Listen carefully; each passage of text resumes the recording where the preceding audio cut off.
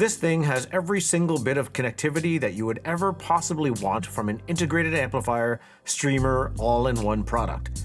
It quite literally is stuffed to the gills with every possible feature that I could want and others that I simply haven't considered being on a product. It's a streamer, it's a CD player, it's an integrated amplifier, a digital connectivity hub, it has HDMI, tone controls, home theater bypass, power VU meters, 2 preamps, and oh my god, it's absolutely crazy. If I'm to ever recommend a product to someone who has a healthy budget and wants all of the connectivity, this is the product that I'm going to recommend. It's pretty amazing, and I can't wait to disconnect it. The MyConnect 250 is the top of the pile of Advanced Paris's all-in-one products. Below it sits the very capable 150, and below that, the 60. On Advanced Paris's website, they state that this is a product that is so full-featured that it is targeted at consumers who don't want the clutter of boxes and equipment in their living space. They just want to listen to music at its best and have one sole product.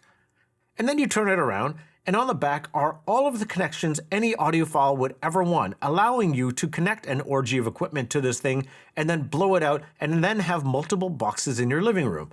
And while I'm happy that there is a product out there that features this level of connectivity, I am left a little confused by Advanced Paris's marketing strategy, because clearly, when you look at the back of this thing, it's more targeted at the consumer that wants to connect everything to it and may not be looking for an all-in-one product. In which case, why make this?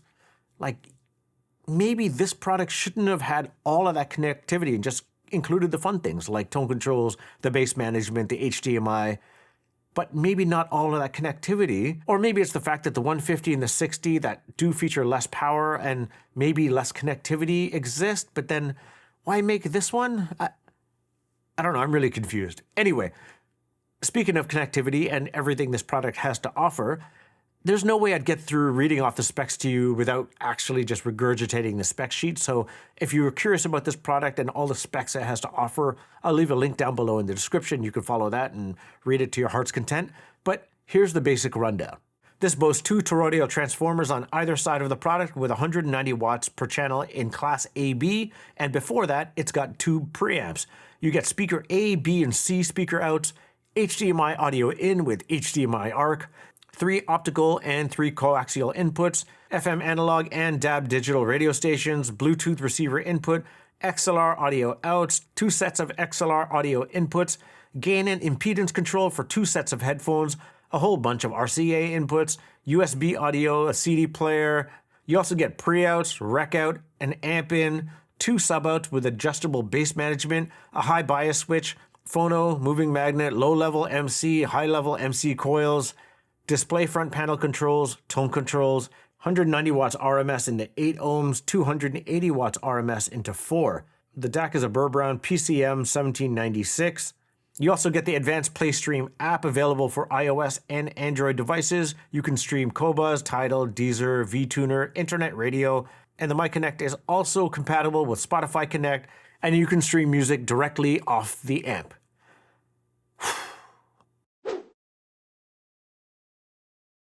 It also retails for $42.99 US, which is no small sum of money, but then if you directly compare this against a Macintosh product, it's almost like half the cost, depending on what product you're looking at, sometimes even a third of the cost, so it's a pretty big steal, all things considering. And then also considering that you get phono stage, CD player, streamer, tubes, 190 watts of power. That's a lot of things, all stuffed inside one handy chassis, so I think the price is well justified.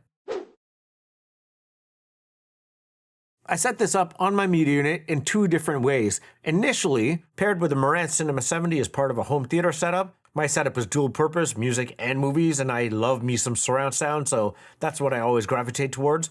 And then of course, this has HDMI ARC built in, and that is my second setup. It's a setup that I normally resist doing because every time I unplug HDMI from the receiver and then into another product, something goes wrong. Samsung TVs are kind of finicky, and I have to end up just unplugging everything. It's a giant pain in the A, but hey man, this is what we do. So that's my second setup, 2-channel. The fact that this has 3 speaker outs and enough power to drive them means I could connect up to 2 speakers because that's all I really have room for, and then I can switch between them or I could leave them both on for like home theater and giving me two slightly wider channels, which is, of course, something I did try.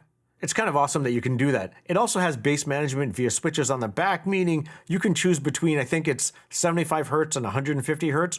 I chose 75 hertz as the cutoff going to subwoofers because, you know, I prefer my sub to handle actual sub versus the rest of the lower frequency spectrum. But also, I'm also a bit spoiled because during the course of this review, I had a few pretty cool floor standers that were able to play a bit lower, so I didn't need to. I guess if I had something like the LS50 Meta in-house and I had a surround of that, those cut off like 80 hertz, so I would probably flick it at 150 hertz just to have a better blend or something, but, you know, I didn't. I used it with the Q Acoustics 5040 theater as well as the Martin Logan F10 theater. Subs used were the Dynamo 10 and the Sub 100. My room is open on the left side because I'm in a condo, and my listening space itself is about 12 feet wide by 10 feet deep. So, like, not the biggest, and just take that into account when I am sharing my thoughts. And for my two-channel setup, I did remove the Marantz Cinema 70 from the signal chain and the center, replacing it with the Alva TT V2 turntable. The speakers I used were the Q Acoustics 5040, the Martin Logan F10, with the same two subwoofers mentioned earlier. Usually this section takes place near the middle or the end of the review, but I kind of want to get it out of the way first. Sonically, I have nothing bad to say about this product. Everything I connect to it sounds amazing. It makes all of my music sound amazing. If you want a product that has everything inside and makes all of your music sound great, which is kind of what this hobby is all about, this is the product for you. It's an easy recommendation. When I first got this product connected, it was 12:40 a.m. I usually do most of my B-roll at night or after hours. As much as I would like this YouTube reviewing thing to be my full-time gig, it's not. It's kind of a side hustle and more just a passion project, really. I had this connected to my CXN V2 via XLR and the volume at about 58 decibels, connected to the Q Acoustics 5040s. I was listening to a playlist on Spotify called New Ambient. And yeah, I know, I'm using Spotify with all this high-resolution, amazing gear that I have in-house, but it is the streaming service that my family uses. My kids have playlists on it. I have a few playlists on it as well. It's what I use day to day, and if you don't like it, jump in a river. At this low volume, though, the amount of sound that was emanating from the speakers was phenomenal. I guess it has to do with the good sensitivity of these speakers, plus the amount of power that's coming out of this product. That makes listening at low volume sound as expansive as it does at higher volumes. It's kind of remarkable. There's a new album, well, it's not new, it's from 2002, but it's new to me. It's from ASC, it's called Time Heals All.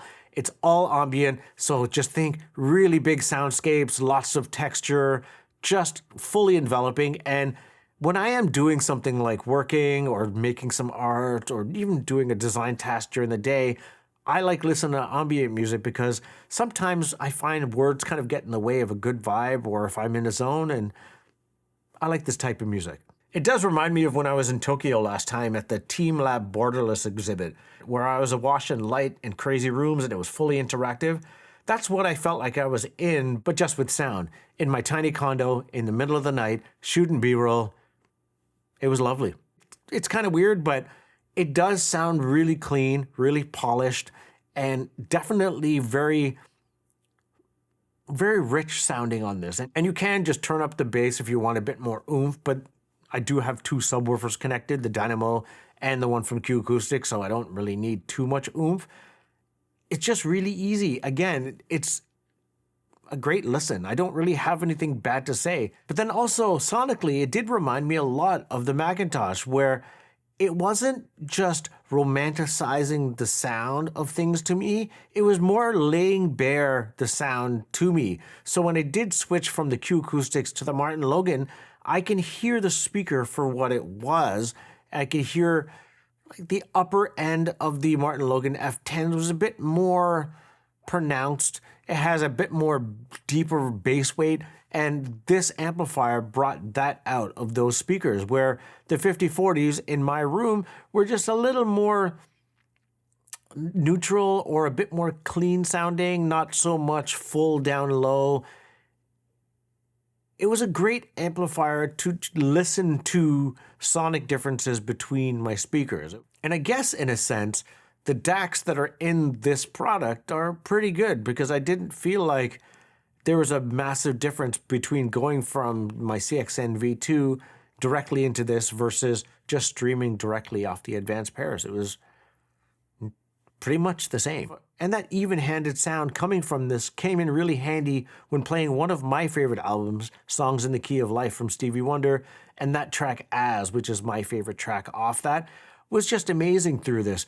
I can say the sound was really big and wide, really tall, and really, I guess, somewhat holographic, or I could really pull out the instrumentation within it, but a lot of that sound changed depending on what speaker I had connected. When I had the Q Acoustics, it was a bit more of an even-handed sound, and when I had the Martin Logan F10s, it was a bit more lively altogether, and it really just did change depending on what speaker I had connected.